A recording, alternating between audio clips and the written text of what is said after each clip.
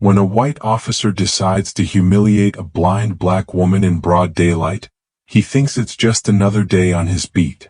But what he doesn't know is who she is, and more importantly, who her son is. What follows is a storm of truth, courage, and a fight for justice that shakes the whole town. This isn't just about one act of cruelty. It's about what happens when the wrong person gets pushed, and the right one decides to push back. You don't want to miss how this ends. So grab a seat, turn up the volume, and let's get into it. Oh, and before we dive in, tell us in the comments where you're watching from. We always love hearing from you. There's something sacred about mornings in Pinebrook. The way the light spills across the treetops. The air still damp with dew, and the quiet before the world wakes up. That's when Eleanor Price moved through the world, not with sight but with grace. Her world wasn't one of colors or shapes anymore. It hadn't been for nearly 3 decades. But it was still full of texture, sound, and scent. And every morning, just as the sun kissed the edge of town, Eleanor would rise, fold her scarf gently across her shoulders, and reach for her cane. It wasn't just any cane. The ivory handle, worn smooth from years of use, had belonged to her husband, James Price, a Vietnam vet who had survived war zones, only to lose his battle with cancer back home. Before he passed, he told her, "You walk proud, Ellie. You keep walking." And so she did. Every day. That cane had heard prayers whispered under breath, felt tears soaked into its wood, and tapped its own rhythm through the town. She never stopped loving. Eleanor lived alone, in a small white cottage, at the edge of Rosewood Memorial Park. It was quiet there, peaceful, the kind of place where time seemed to slow, just enough to let a person breathe. Her neighbors mostly kept to themselves, but she knew their routines.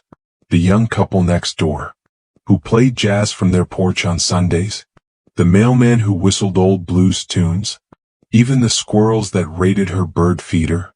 She knew them by the scuffle of their tiny feet across her windowsill. That morning, Eleanor moved through her routine with practiced ease. The kettle whistled sharply, marking the beginning of a new day. She poured her tea, the scent of chamomile and lemon balm, drifting softly into the air, then sat for a moment at her small kitchen table, hands cradling the warm mug. The ceramic heat grounded her, reminded her that no matter how much the world changed, she could still hold her peace. Outside, the world whispered its welcome. Birds chirped in soft harmony, and somewhere in the distance, a dog barked lazily. Eleanor smiled. She didn't need to see the sun to know it was shining. She could feel it in the warmth on her skin, in the way the wind moved just a little slower across the grass. She slipped on her coat, fastened the buttons one by one, and stepped outside. The cane tapped softly against the brick steps as she descended, steady and sure.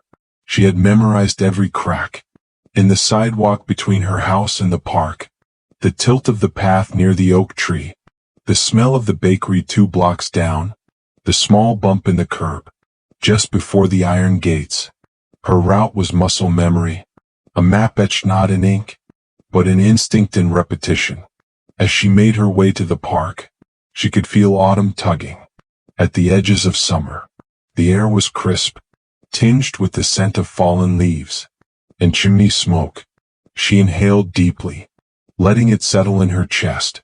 Every step she took was a statement of independence, of resilience. Eleanor Price didn't need anyone's permission to walk her path. She reached the entrance to the park, the familiar creak of the gate, welcoming her like an old friend. Inside, Rosewood Park stretched wide and open. Children would often play near the swings in the afternoons, and joggers passed through on the gravel trails. But this early in the day, the park belonged to her. The breeze rustled the trees gently, and the sound of a small creek, bubbling beneath a wooden bridge, added a peaceful rhythm to the morning. Her cane tapped in sync with her footsteps. She moved with confidence, feeling the vibrations through her hand. As it touched concrete, dirt, then the crunch of loose gravel. She knew the exact number of steps it took to reach the bench under the oak tree.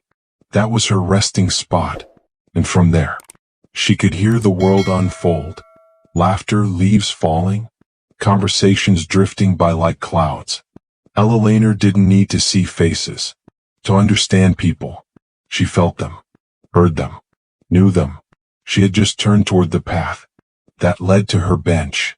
When she heard it, the sound of boots on gravel, not the gentle shuffle of a jogger, or the carefree scamper of a child.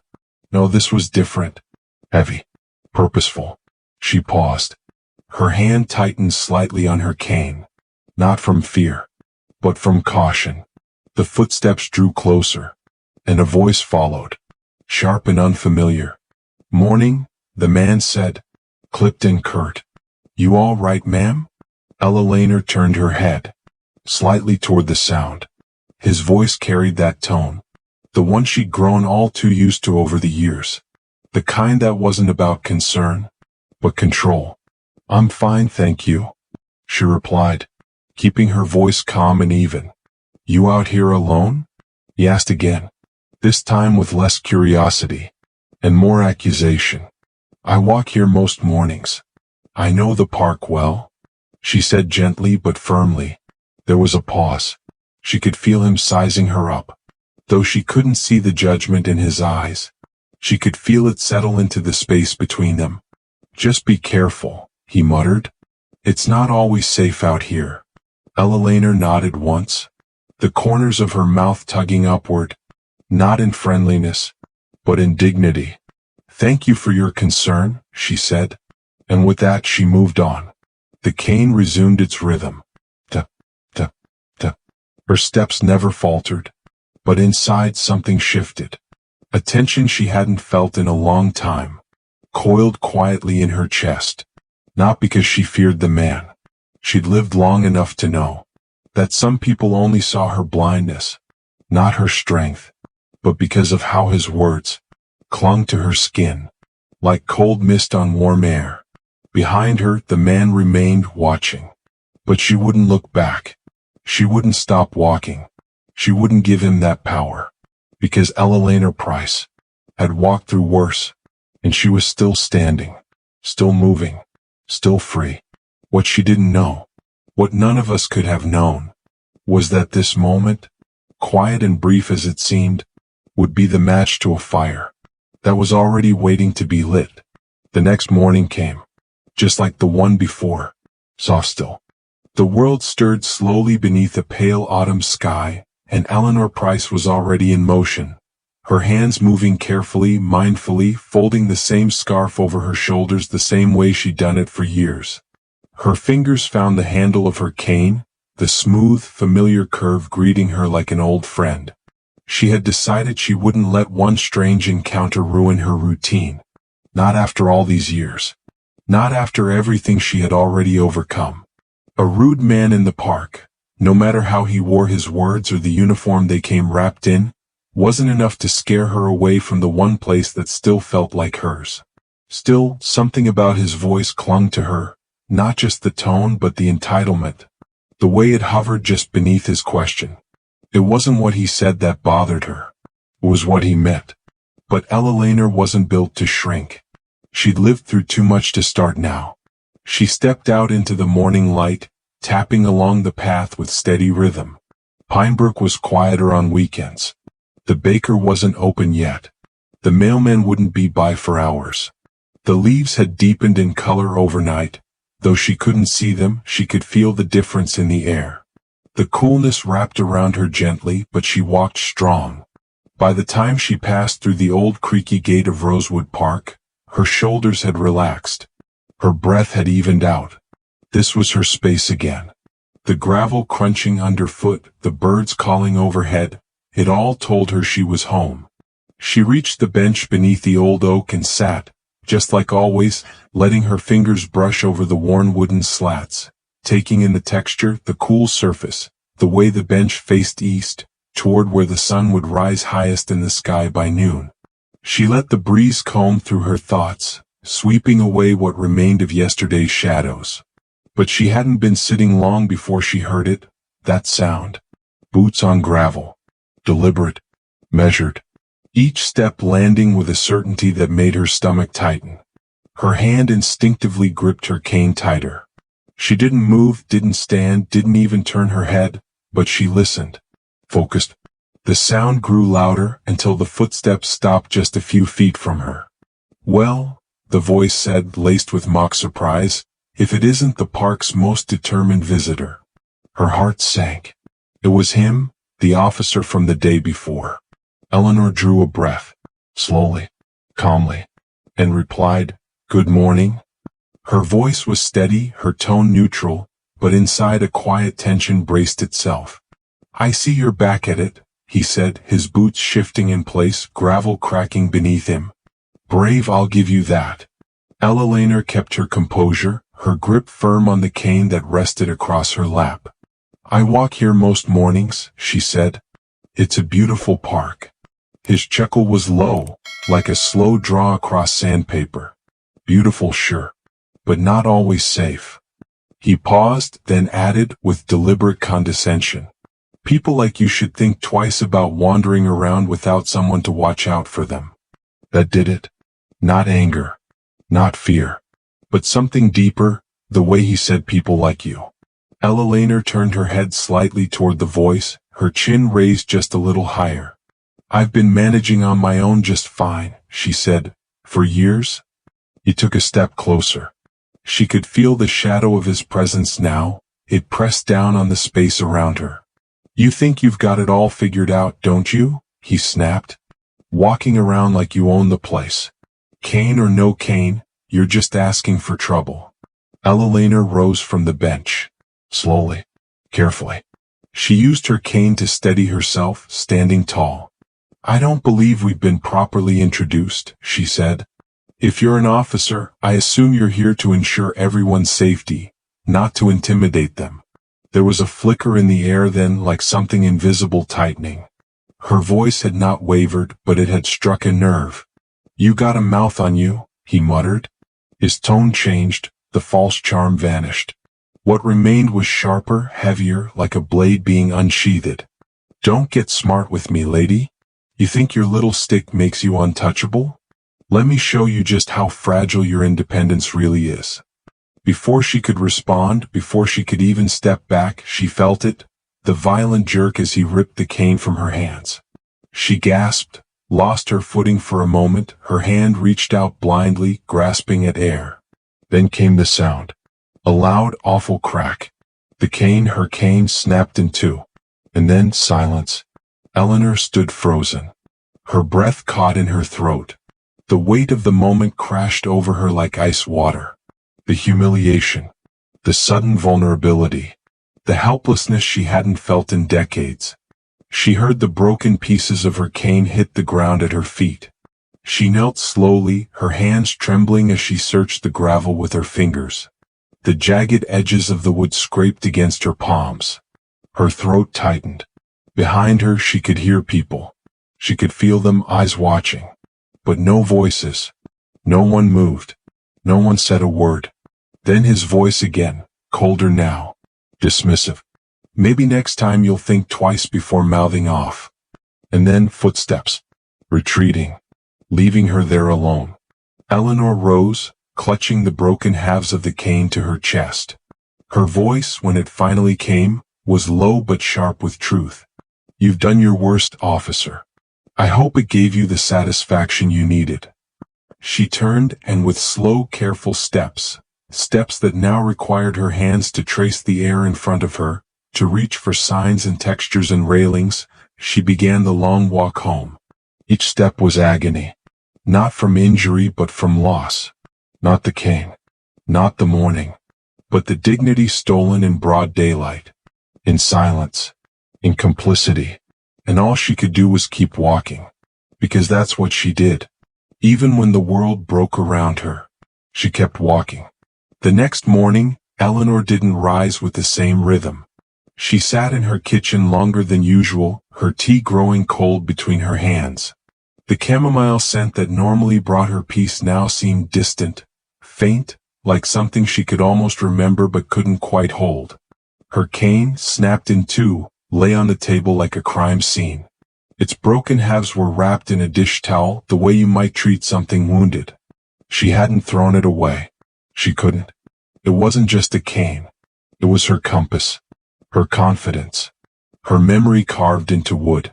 And now it was a reminder of something else, how easily dignity could be stripped from you. She didn't sleep much the night before. Every time she closed her eyes, she heard it, the snap, that cold, deliberate crack of something being broken. No, taken from her.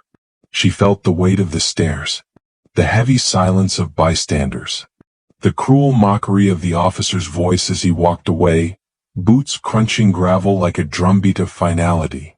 But Eleanor Price was not the woman who gave in to fear, not when she lost her eyesight, not when she buried her husband, and not now.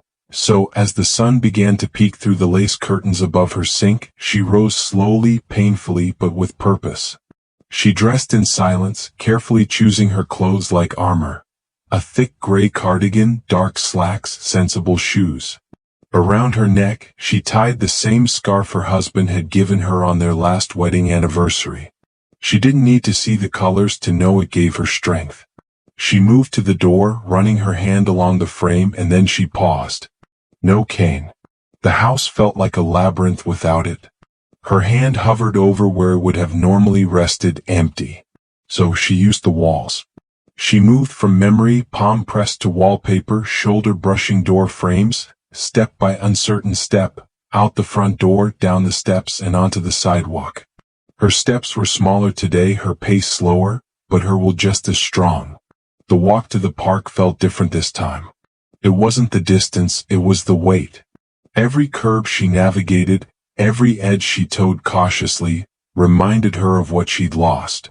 Without the cane, there was no rhythm, just a silent negotiation with the unknown. She could hear the world moving around her, cars driving by, children shouting in the distance. But it all felt farther away now, like she'd been pushed out of sync with everything. Still, she made it to the park. The gate creaked as she opened it, that old familiar sound now strangely haunting. Her hand found the iron rail and held on for a moment longer than she used to. Just past the entrance, the path curved slightly to the left, a shift she normally caught by feel of her cane's bounce. Now she shuffled forward, her foot cautiously tapping at the change in pavement. A jogger brushed past and she startled, not because they meant harm, but because she didn't hear them coming, not soon enough. She kept walking because if she stopped, she wouldn't start again. She approached the oak tree, her bench waiting just a few steps ahead, and let out a breath she hadn't realized she was holding. Almost there. Just a few more feet and she could sit, regain her bearings, collect what little calm she had left. But fate has a cruel way of testing the already weary. Boots again. This time they weren't in the distance, they were right there. Already. Came the voice, smug and thick with disdain. It was him. Eleanor froze, one hand hovering midair in search of the bench. She felt the heat rise in her chest, not from fear but from something deeper. The deep, sick sting of knowing what was about to come and being powerless to stop it. She kept her voice steady. Good morning. You really don't learn, do you? He said, still out here pretending the world owes you something. She felt her way toward the bench, her fingers grazing the edge. Her back was to him now. She knew better than to show defiance, not when she couldn't see what was coming. But still she refused to shrink. I have every right to be here, she said quietly. You think a stick and a sob story make you brave?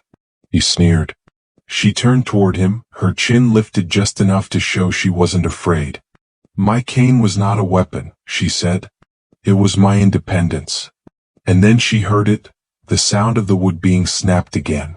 This time, not in half but across her back. Not literally, not physically, but emotionally, because what he did next would scar her in a way no bruise ever could. He pulled the broken cane from the tote bag slung over his shoulder. He kept it. He brought it, and now he threw the splintered halves at her feet. You looking for this? he said, laughing. Next time, maybe keep your mouth shut. Eleanor's mouth opened, but no words came out. She couldn't breathe. The humiliation was total. There were people nearby. She could hear them. Conversations stalled, footsteps slowed, but no one stepped forward. No one said a word. The world around her had gone mute. She bent down, painfully, slowly, and reached for the shattered pieces. Her fingers trembled as they brushed the splinters. One half still bore the ivory handle. Her husband's name was carved into the base, worn faint with age. She pressed her thumb against it like it might give her strength. But all it gave her now was grief. She rose to her feet, clutching what remained of her cane. "You don't have the power to take who I am," she said. Her voice, though quiet, carried weight. The officer, Knox, scoffed and turned his back, walking off with that same heavy, self-righteous stride. But Eleanor didn't move. She stood there, letting the wind rush past her. She didn't cry. She wouldn't cry, not here, not in front of him. Her body ached, her pride burned, but she was still standing. She turned and began the walk home. This time with no cane, no guide, no companion but instinct. She followed the sounds of her town like breadcrumbs, the squeak of the bakery's sign, the clack of a cyclist's gears, the low murmur of traffic a few streets over. Her hands slid across fences and stone walls. At one point she slipped on uneven pavement and scraped her palm, but she didn't fall. She couldn't afford to fall. When she finally reached her front steps, she climbed them one by one, as if she were scaling a mountain. Inside, she closed the door and leaned back against it. Her chest rose and fell in shallow, exhausted gasps. She sank into her chair, broken cane in her lap. Then and only then did she let the tears come, not from weakness, but because she knew what had happened that morning wasn't just about a broken cane. It was about the kind of cruelty that hides behind a badge and the silence that lets it happen. He hadn't planned on coming back that weekend. Captain Darren Price had a packed schedule, back-to-back meetings in Atlanta, a precinct short on staff, and a stack of case files taller than his desk lamp. But something about his mother's voice on the phone the night before didn't sit right. She said everything was fine, that nothing was wrong, but mothers like Eleanor Price didn't say, "Everything's fine," unless it wasn't. And Darren had learned long ago to trust her silences more than her words. So he drove, left before sunrise, cut across counties, and pulled up to her house just as the wind started picking up and the clouds rolled in low and slow, like they were eavesdropping. He knocked once. "Ma, it's me," he called. No answer. He opened the door slowly, it was never locked during the day, and stepped into the scent of old wood, lemon oil, and a pot of tea just starting to go cold. The kitchen was quiet, the living room still. But there she was, sitting in her favorite chair, her head tilted slightly to the side like she'd been waiting for him all along. "Marky," she whispered. Only she called him that, and only when her voice cracked the way it just did. He crossed the room in 3 strides, knelt by her side and gently took her hand. "Mom," he said, "what happened?" Eleanor didn't speak right away. She didn't need to. Her hand found his face the way it had since he was a boy, fingertips grazing the line of his jaw, the curve of his cheek, like she was reading his expression through touch. "I didn't want to call you," she finally said, her voice so low he had to lean in. "Didn't want to bring this to your doorstep.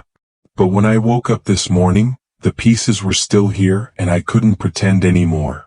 She shifted her other hand, moving slowly across her lap until it found the object she'd kept wrapped in a soft cloth. She passed it to him and he unwrapped it with careful fingers. The cane, broken, jagged, humiliatingly familiar. He stared at it for a long moment. "Who did this?" he asked, his tone measured but his grip tightening on the wood. She didn't respond right away. "Was it someone from around here?" "A police officer," she said almost apologetically. "In the park." Darren's shoulders went still. His face didn't move, but inside something shifted. The kind of shift that only comes when your entire upbringing, your code of honor, your badge, all come crashing against the cruelty that touched someone you love. "I'm sorry," she added quickly. I know what you're thinking, but don't. Please don't go charging in. You know how small towns work. You know what it can do to a man like you, speaking out against one of their own." He didn't say anything. "I'm not hurt," she insisted. "Not physically." He lifted her chin gently so she'd face him. "You're my mother," he said. "And this isn't just some broken piece of wood. This is what lets you move through the world. And someone tried to take that from you. That's not a scratch, that's a wound." Her eyes filled with tears she had fought too long to suppress. "I've lived a long life, Marky," she whispered. "And I've seen how things go when good people speak up. I don't want to see you pulled into something that'll make them turn on you." "I'm not scared of them," he said. "You should be," she said. "Because the ones who think they're untouchable, those are the ones who'll destroy everything in their path to keep that illusion." He sat back for a moment, rubbing his hands over his face. All his training, his years of service, the commendations, the leadership awards, they didn't mean anything right now. Because sitting in front of him wasn't a case. It wasn't procedure. It was his mother, a woman who had raised him with nothing but grit and gospel, who had worked 2 jobs to buy his textbooks, who had sewn his uniform buttons when he first joined the academy. And now here she was asking him not to defend her, because she feared what the truth might cost. But Darren Price wasn't raised to run. He stood, paced once across the room and turned to face her. "Did anyone see it happen?" he asked. "I think maybe a boy who sells coffee in the park. James. He saw me afterward, asked if I was okay. But I couldn't speak. Not then." Darren nodded slowly. His mind was already racing, formulating, categorizing, lining up questions like dominoes, but his face remained calm. "You don't have to fight this battle," she said again quietly. "I know," he replied. "But I'm going to." He crouched back down beside her, placed his hand over hers, and met her sightless gaze with his own steady voice. "I've worn a badge for 18 years, he said. "I've stood in courtrooms. I've walked crime scenes. I've taught rookies how to do this job the right way. And I've always told them, if you ever have to choose between protecting your own or doing what's right, choose right. Every time." She was silent. "Let me do this," he said. "Not because I wear a uniform, but because I'm your son. And because the kind of man who would humiliate an elderly blind woman in broad daylight isn't fit to walk among decent people, much less wear the same badge I wear." Eleanor's lip trembled and a tear slid down her cheek. She didn't argue again. Because in that moment she knew, this wasn't about revenge. It was about dignity. It was about drawing a line and daring someone to cross it again. She leaned forward and rested her forehead against his, just like she used to do when he was little. "Just be careful, Marky," she whispered. "That's all I ask." He nodded. "I will." And when he left that evening, the broken cane still wrapped in the cloth and tucked under his arm, he wasn't just a police captain anymore. He was a son on a mission. And he was about to shake the ground beneath every inch of that quiet little town. By the time Darren Price pulled out of his mother's driveway, the sun had nearly disappeared behind the trees. Shadows spilled across the narrow streets of Pinebrook like spilled ink, stretching long and silent across lawns and sidewalks. But Darren wasn't feeling quiet. He was focused, laser-focused. He wasn't just a son anymore. He was a captain. And someone had crossed a line they shouldn't have. He didn't go back to Atlanta. Not yet. Instead, he stopped at the small gas station near the edge of Rosewood Park. It sat across from the north entrance, the same path his mother had taken nearly every day for years. He turned off the engine and sat still, watching. The park looked so normal. Calm. The grass swayed gently in the evening breeze, and the last joggers of the day passed through with earbuds in and sleeves rolled up. It didn't look like a place where something cruel had happened. But that's the thing about injustice. It hides in plain sight. Sometimes it even smiles at you while it happens. He got out of the car and walked across the street toward the vendor cart near the edge of the path. It was simple, just a folding table, 2 coolers, and a young man pouring coffee into styrofoam cups. The boy looked up as Darren approached, eyes narrowing slightly in recognition. "You're Miss Eleanor's son, right?" the young man asked. Darren nodded. "Name's Darren. You James?" The kid gave a short nod, his hands suddenly fidgety. "Yeah, I am. She's a good woman, comes by here most mornings." Darren looked him in the eye.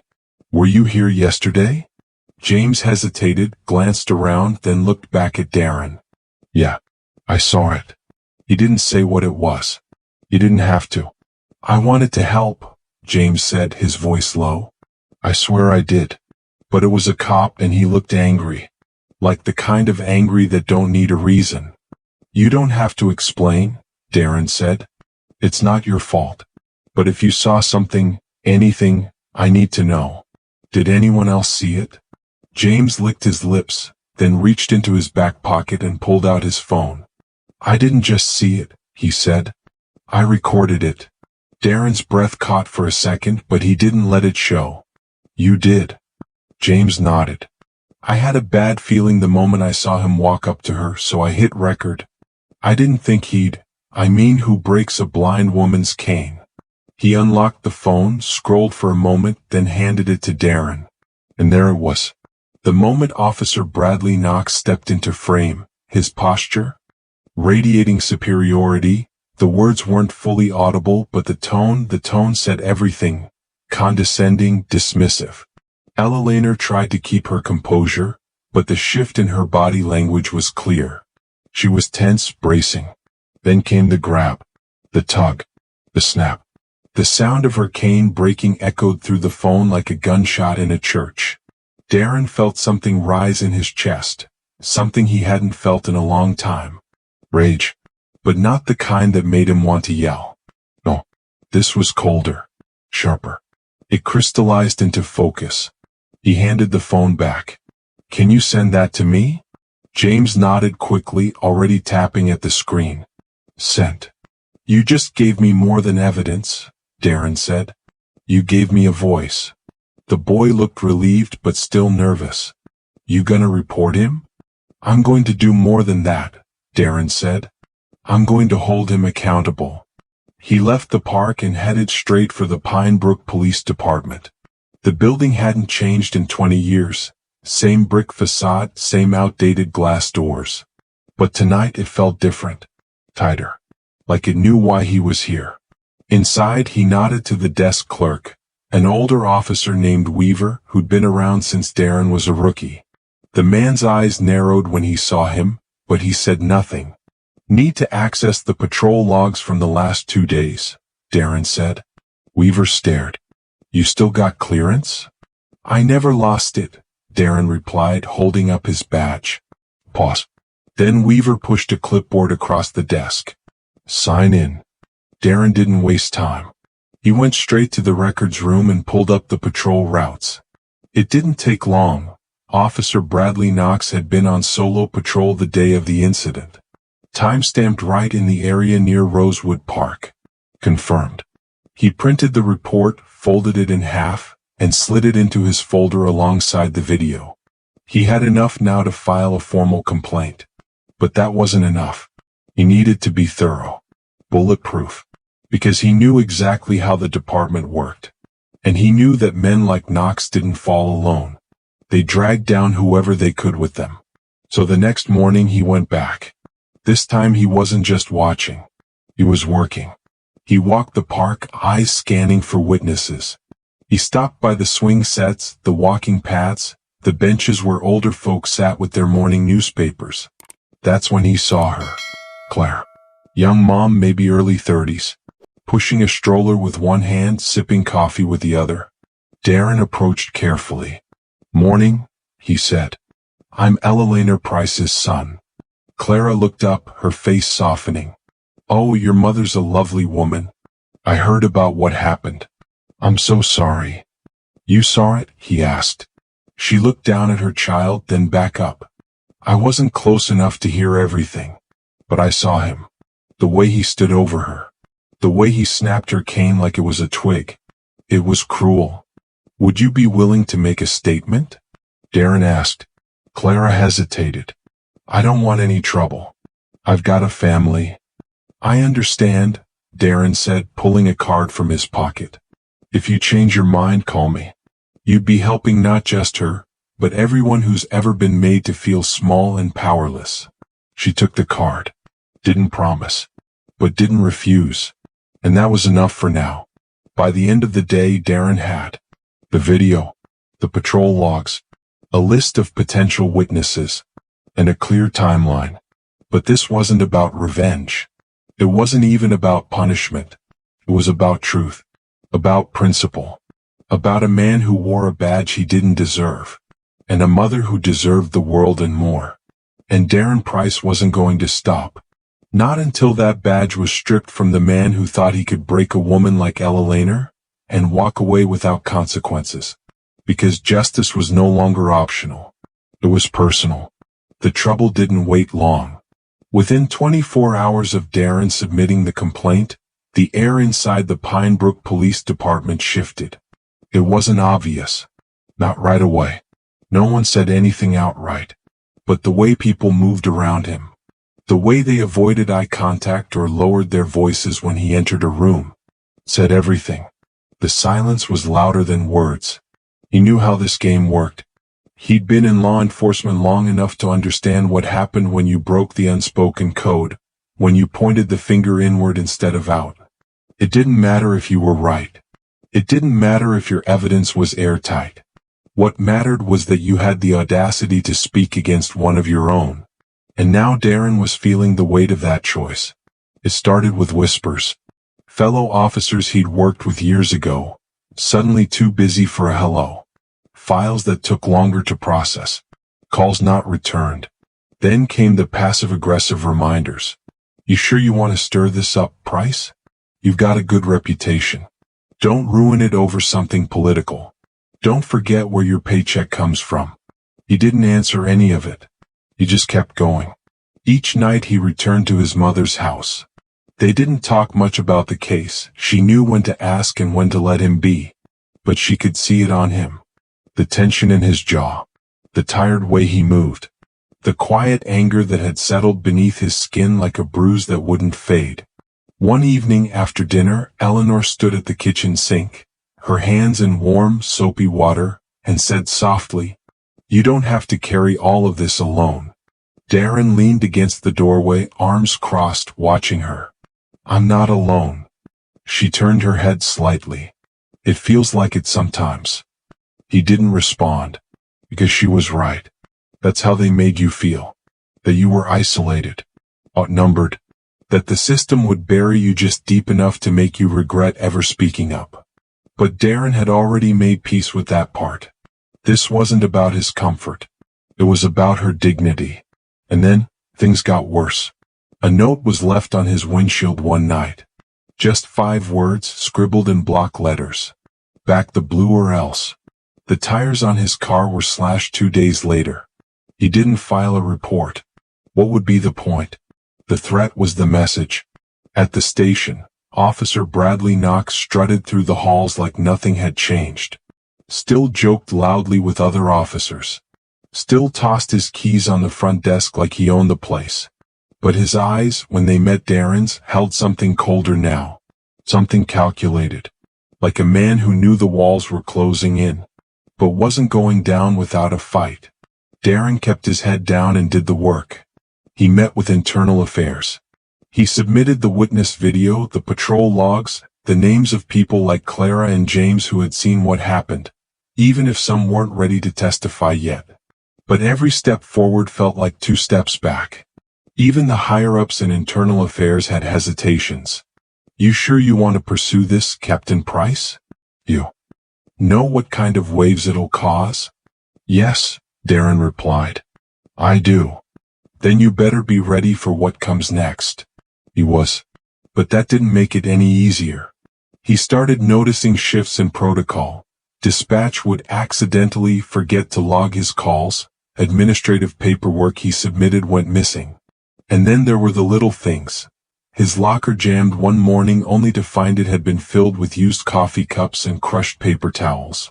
His desk chair lowered to the floor. A dead rat left in a brown paper bag outside his door. Childish? Yes. But it was designed to grind you down. They wanted him rattled, distracted, tired enough to give up. But Darren Price didn't rattle easy. Each night he returned home to Eleanor. And each night she tried to pretend she didn't notice the new lines on his face, the fatigue in his voice. But on the fifth night, when he came in late and quiet, she was waiting up for him. He dropped his keys on the counter, sighed, and sank into the chair across from her. She poured him a cup of tea, still hot as if she'd known he'd be late, and placed it in front of him. "You're tired?" she said softly. "I'm fine." "No, you're not." He looked at her. "You think I can't feel it?" she said. "You come home heavier every night. You're trying to hold it all together, but the weight's shifting." He closed his eyes for a moment, just breathing. "I knew it would be like this," he finally said. "I knew they'd circle the wagons, try to make me feel like I betrayed them." "Did you?" she asked. "No." "Then they're not your people." He opened his eyes again, met hers across the table. Even without sight, she always saw him clearly. "I don't want this to destroy you," she whispered. "You've worked too hard. You've built something good. Don't let them take that away." "I won't," he said. "But I also won't let them take you away. Not your voice, not your place in this community, not your worth." Her hand reached across the table, found his, and squeezed. "Then finish it," she said. "But finish it smart. Don't burn out before the fire catches." He nodded. Because he wasn't done. They had tried to scare him, isolate him, wear him down. But they hadn't broken him. And tomorrow he would take the next step. Because this wasn't just about Eleanor anymore. It was about every person who had been made to feel invisible. And he would make sure this never happened to anyone's mother again. By the end of that week, Darren Price had everything he needed to move forward. Every piece of the puzzle, every name, every timestamp. And yet, the hardest part was still ahead. Because turning in the truth wasn't the end. It was the beginning of the war that follows. He stood outside the Internal Affairs office just after 8 a.m., a thick manila folder tucked under his arm, phone in his pocket loaded with the witness video. Inside were hard copies of the patrol logs, a printed statement from James the vendor, and even a signed letter from Clara, the young mother with the stroller, who had finally agreed to speak up. She had called him the night before, her voice shaking. "I talked to my husband," she said. "He thinks I should come forward. Said if your mom were his, he'd want someone to do the same." Darren had thanked her quietly, knowing how much that single decision might cost her. In small towns, speaking up meant gambling your sense of safety, your job, sometimes your place in the neighborhood.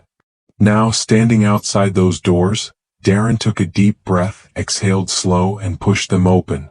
The room was sterile, clean carpet, beige walls, a receptionist who barely looked up. He gave his name, showed his badge, and was told to wait. He sat in the lobby, staring down at his hands. They were steady. Not clenched. Not shaking. Just ready. When they called him back, he walked with the calm of a man who knew his story couldn't be undone. 2 investigators waited for him. One was younger, early 30s maybe. The other had salt and pepper hair and the kind of sharp gaze that didn't blink much. Their nameplates read Greer and Vasquez.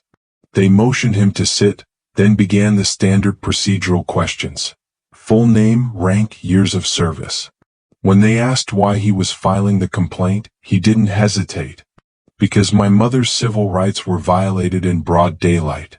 Because she was harassed, humiliated, and assaulted by an officer who believed no one would hold him accountable.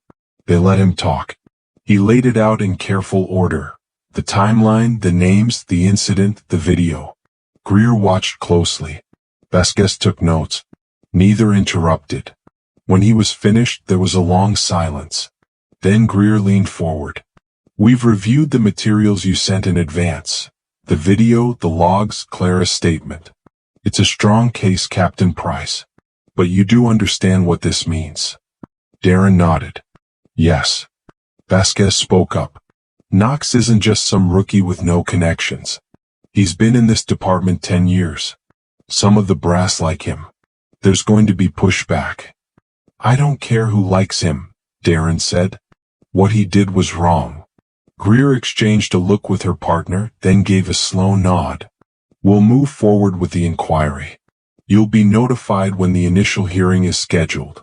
In the meantime, we recommend you stay alert. We've had officers in similar cases face retaliation before things even get to court. I'm already facing it, Darren replied.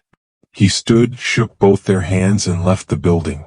Outside the sun was bright, the breeze cool, but his chest felt heavy. Not from doubt. Just from the knowledge of what was coming. He didn't go back to Atlanta. He drove straight to his mother's house, the folder still in his hands. When she opened the door, she didn't need to ask how it went. She stepped aside to let him in, then poured him a cup of tea and sat across from him at the table. It's done, he said. The complaint is official. Internal Affairs is opening the case. She nodded, her hands folded tightly in her lap. They warned me. Said he's got friends. Said it might get ugly. She was quiet for a moment, then she reached across the table and placed her hand over his. You already knew that, she said. You just needed to hear someone say it. He gave a soft chuckle, tired and dry. Maybe. She squeezed his hand. So what now? Now we wait, he said. They'll launch the formal investigation, start interviewing people, pull footage, dig into his record. And in the meantime? In the meantime, he said, I keep doing the job. I keep showing up. I don't blink. But what he didn't say, what he couldn't quite tell her, was how alone it already felt. How the silence from his fellow officers had started to feel like noise. Like absence that screamed. How every conversation he used to have in the hallway now ended with a closed door. That night as he left her house, she followed him to the porch. You did the right thing, Marky, she said. I don't care how much they hate you for it. He looked back at her, standing there in the doorway framed by the soft porch light. I know, he said, but I still hate that it had to be done. A few days later, the backlash hit full speed at the precinct. Someone had taped a message to his locker. Snitch for a mother. Traitor for a son. He didn't react, just pulled the paper off, threw it away and went about his shift. During patrol, his calls were rerouted twice, both times to locations he was nowhere near. One of his reports was mysteriously flagged for errors, even though the log matched perfectly. Little things. Subtle sabotage designed to wear him down. Knox, meanwhile, acted like nothing had changed. He was quieter, sure, less smug in public, but there was a coiled tension in him now, a sharpness behind the eyes. Like a man who knew the leash was tightening but hadn't decided if he'd chew through it or snap at the hand holding it. The tipping point came when Darren got the call from Greer. We're moving forward with disciplinary hearings, she said. There's enough to suspend Officer Knox pending investigation. Darren didn't celebrate. He just nodded into the silence and thanked her. That evening, as he stood on his mother's porch again, she opened the door before he could knock. It's starting, he said. They're suspending him. She didn't smile. She didn't cry. She just stepped forward and hugged him, a long, quiet embrace, and for a moment he let himself breathe. This was far from over, but for the first time, the balance had shifted. And it was leaning, finally, toward justice. The hearing wasn't held in some grand courtroom with flags and chandeliers. It was just a narrow, government-issued conference room tucked inside the back hallway of the county administration building. Beige walls. Fluorescent lights. A long table scarred with old pen marks. But for Darren, it may as well have been a courtroom, because what happened in that room would decide whether Officer Bradley Knox faced real consequences, or whether the system would quietly let him walk. Darren arrived early. He didn't wear his uniform, not today. Instead, he wore a plain dark suit. Nothing flashy. Just clean. Professional. Serious. The kind of look that said, I'm not here to grandstand. I'm here for justice. He carried a leather folder with printed witness statements, stills from the video, and a breakdown of the patrol logs. His phone was fully charged, the recording ready to play. Everything he needed was lined up. All he had to do now was make them listen. He took a seat outside the hearing room, alone. No lawyers. No backers. Just him. Across the hallway he saw Knox walk in, same square jaw, same tight haircut, but something about him looked different this time. Not nervous exactly. Knox didn't rattle easy, but stiff, guarded. The man walked like someone who was used to commanding attention but wasn't sure if he still had the room. Knox's lawyer followed behind, a middle-aged man in a pinstriped suit, talking fast and low as they entered the room together. Darren didn't move. He watched them go in, then closed his eyes, inhaled deeply, and reminded himself why he was here. He wasn't doing this for revenge. He was doing it because justice demanded it. When his name was called, he stepped into the room. 3 people sat at the head of the table, a review panel made up of internal affairs and 1 community representative. On the far side, Knox and his lawyer. There was an empty chair between them. That's where Darren sat. The hearing began with introductions and formal statements. Knox's lawyer argued first, rattling off procedural claims, denying misconduct, framing the incident as a misunderstanding. My client, he said, was conducting a welfare check on a visually impaired civilian. What occurred afterward is being wildly exaggerated and taken out of context. Darren didn't respond. He waited patiently until the panel turned to him. Captain Price, please proceed. He stood, adjusted the volume on his phone, set it on the table, and pressed play. The room fell silent as the video filled the space with real, unfiltered cruelty. There was no mistaking it. Knox's voice, sharp and dismissive. Eleanor's posture, shifting defensively. Her gentle response. The abrupt snatching of the cane. The snap. Even though Darren had watched the video dozens of times, it still sent something cold through his spine.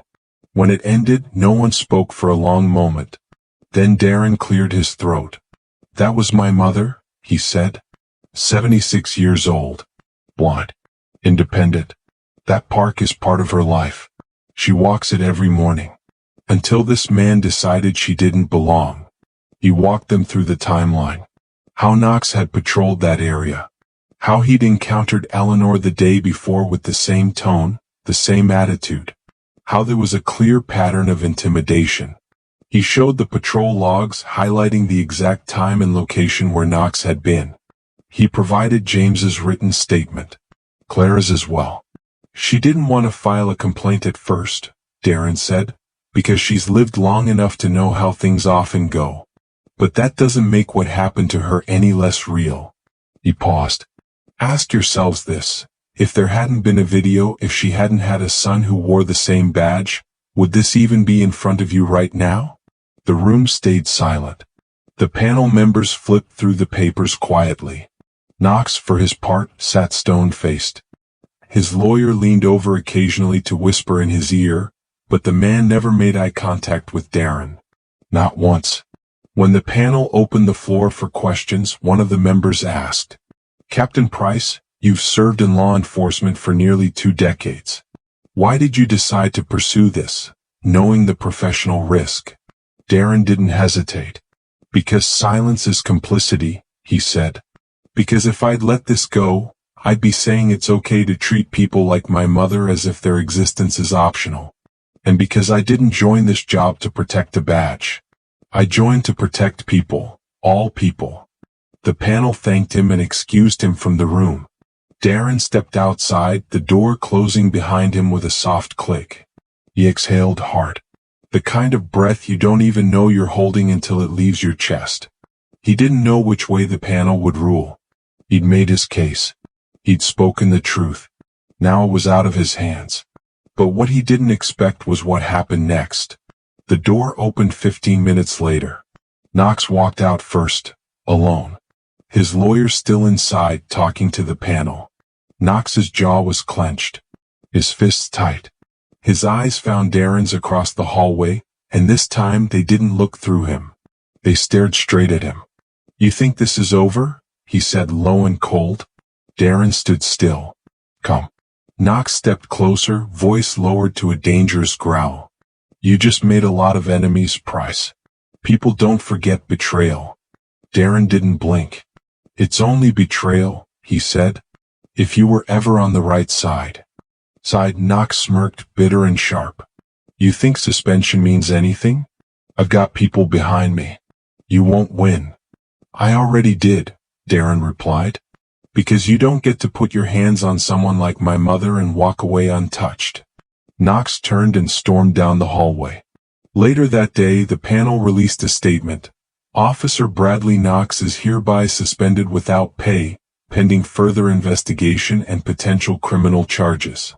It wasn't final, it wasn't justice yet, but it was a start. That evening, Darren returned to Eleanor's house. She opened the door before he knocked, as if she had been standing right behind it, waiting. She didn't say a word, she just stepped aside and let him in.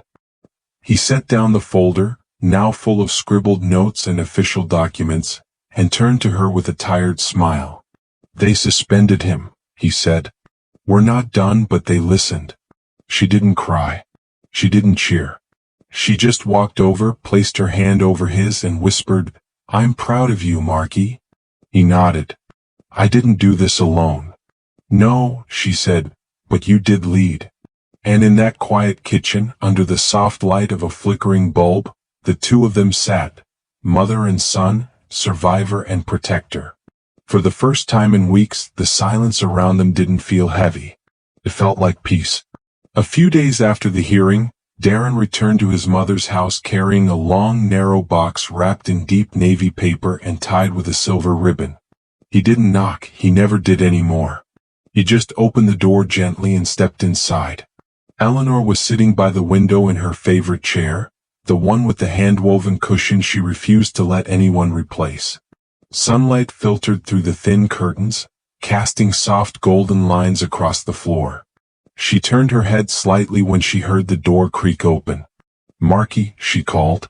It's me, Ma, he said, setting the box down on the table. I brought you something. She smiled softly, sensing something special in his voice. You've been bringing me a lot of things lately. This one's different. He walked over, knelt beside her like he used to when he was small, and placed the box gently in her lap. Her fingers traced the ribbon before untying it slowly. She lifted the lid and reached inside with careful hands. The moment her fingers touched the wood, her breath caught. It was a new cane, but not just any cane. It had a polished mahogany finish, smooth and strong, with an ivory handle shaped to fit perfectly in her grip. And beneath the curve of that handle was a small silver plate engraved in delicate script. To my strength. Her hand trembled slightly as she ran her thumb across the words. What does it say? She whispered. Darren took her hand in his and pressed his forehead gently to hers. It says, to my strength. Because that's what you are, Mom. You're the strongest person I've ever known. For a moment she couldn't speak. The weight of everything, the pain, the fear, the quiet strength it took just to keep walking, it all welled up in her chest. You didn't have to do this, she said, her voice thick with emotion. Yes, he replied. I did. After what happened, after what he took from you, I wanted to give something back. Something that reminds you of who you've always been. She nodded slowly, gripping the cane like it was an extension of herself. The balance was perfect, the feel familiar but new. It didn't replace what had been broken, but it reclaimed it, and that meant everything. After a few moments of silence, she spoke again. Let's go for a walk. Darren blinked. Now she smiled. It's been too long since I felt the park under my feet. He rose, offered his hand, and helped her to stand. She was steady, not just because of the cane but because of everything that had been restored. Her voice, her pride, her place. Together they stepped outside into the crisp air. The sun was warm against their skin, and a gentle breeze rustled the leaves along the sidewalks. They walked at her pace, each step deliberate, the soft tap of the cane keeping rhythm with the world around her. When they reached Rosewood Park, people noticed. Some nodded, some smiled, some simply watched in quiet respect as Eleanor walked past, head high, cane in hand, her son beside her. They followed the same path she'd walked for years, past the vendor cart, over the small bridge, along the gravel that used to sing beneath her cane. Finally, they reached the bench beneath the old oak tree. She sat down slowly, letting out a long breath, then tilted her head back, feeling the sun on her face. "It's beautiful today," she said softly. "I can hear the birds, the children playing, the world moving again. It feels right."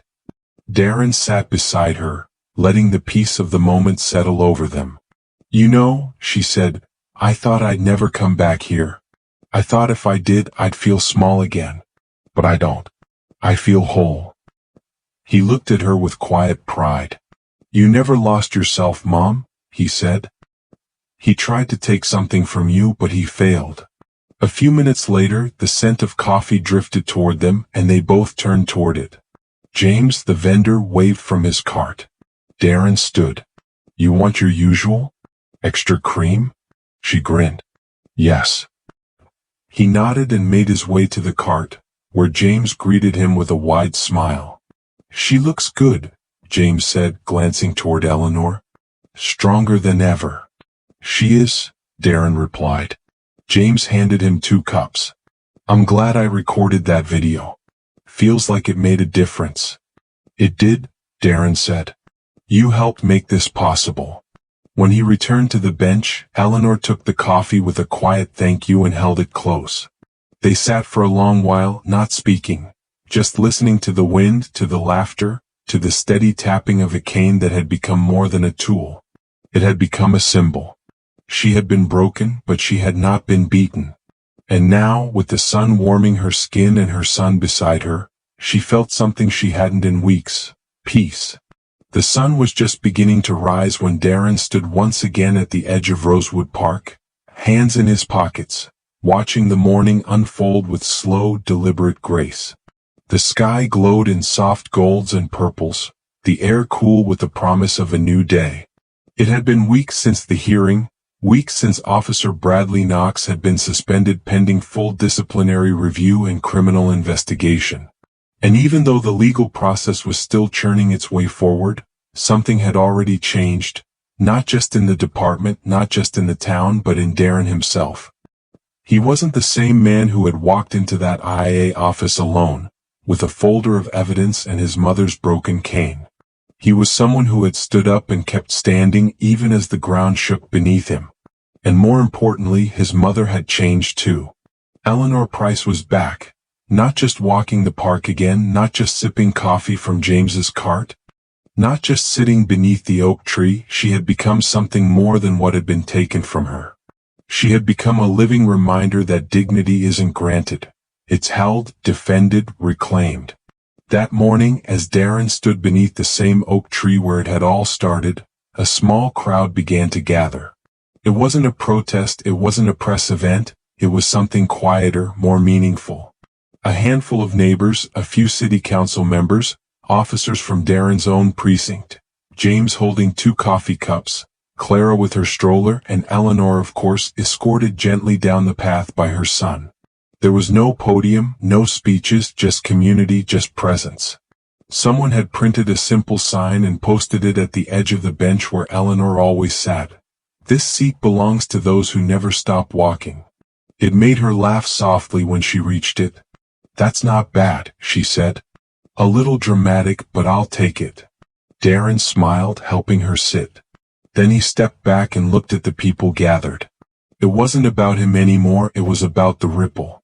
What had started with a broken cane had spread across their town, quietly shaking the foundation of how people saw one another.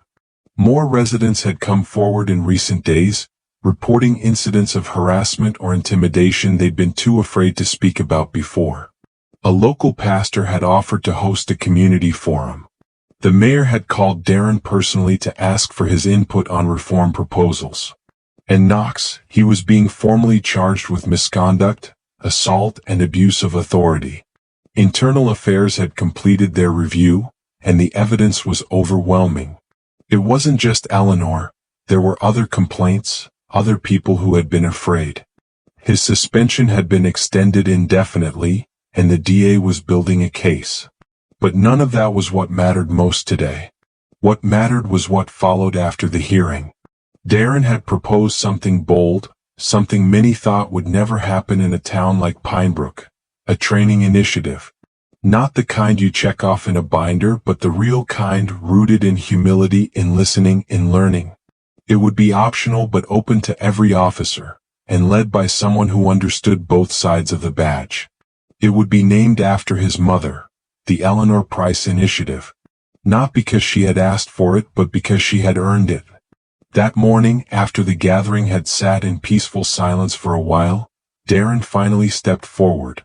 He didn't raise his voice, didn't carry notes, he just spoke. "A few months ago," he began, "my mother came to this bench like she always did. She sat here, listened to the wind, and felt the world the way only she can. That morning, someone decided she didn't belong here.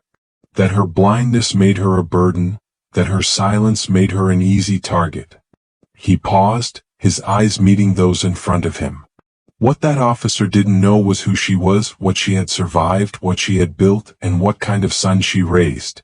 People nodded, some lowered their eyes, moved by the quiet weight of his words.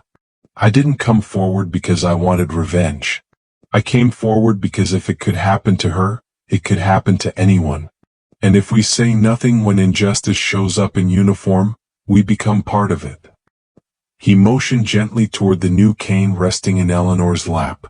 "This right here, it's not just wood and polish. It's a symbol not of what was broken, but of what was rebuilt, with courage, with truth, with community." He stepped back and no one clapped because it wasn't that kind of moment. It was better than applause. It was understanding. Afterward, people lingered. Some came forward to speak to Eleanor directly. Others just nodded and walked past slowly, a kind of silent respect exchanged with every step. Later, back at her home, Eleanor stood by the window, her cane in hand, her posture straighter than it had been in years. She turned her head slightly toward her son. "You did good, Marky." He smiled. "We did good." She chuckled. "Maybe you'll even sleep a full night now." "Doubtful," he said. "They want me to help launch the training program next month. I'll be working double shifts just to get it off the ground." "And you'll do it," she said, "because you were always stubborn like your father." He laughed. "That I was." She grew quiet for a moment, then asked, "Do you think it'll make a difference? The training, the policies, the talks." "I think it already has," he said. "Look around, people are talking, listening. That never used to happen. And it started right here with you." She didn't say anything to that. She just reached out, found his hand, and held it. That night, as the town settled into quiet again, as porch lights flicked on and screen doors slammed in the distance, Darren sat alone on that same bench under the oak tree. The wind whispered gently above him, and the memory of everything that had happened played in his mind like a reel. His mother's fall, the broken cane, the video, the complaint, the hearing, and now the peace. Sometimes justice comes in loud, headline-making waves, but sometimes it's quiet. Sometimes it's the sound of a blind woman's cane tapping again through her favorite park. Not in fear, but in freedom. And in that moment, Darren knew they hadn't just restored her dignity. They had changed something bigger than both of them for good. Sometimes it's not the grand speeches or court rulings that change the world. It's a quiet act of courage. A mother walking the same path she always has, a son refusing to stay silent when dignity is stripped away. This story reminds us that justice isn't always loud, but it is deliberate. It teaches us that standing up for what's right, especially when it's difficult, is how true change begins. For those of us who've lived long enough to see the world shift back and forth, it's easy to feel like our voice doesn't carry the same weight anymore. But let this serve as a reminder. Dignity has no expiration date. Your presence matters, your story matters, and when you refuse to be invisible, when you fight, even quietly, you give strength to the next generation. So, whether you're walking with a cane, guiding a child, or simply choosing kindness over comfort, you're part of something bigger. And that, in itself, is power. If this story touched your heart, don't forget to like, subscribe, and share it with someone who needs to hear it. because sometimes one story is all it takes to open someone's eyes.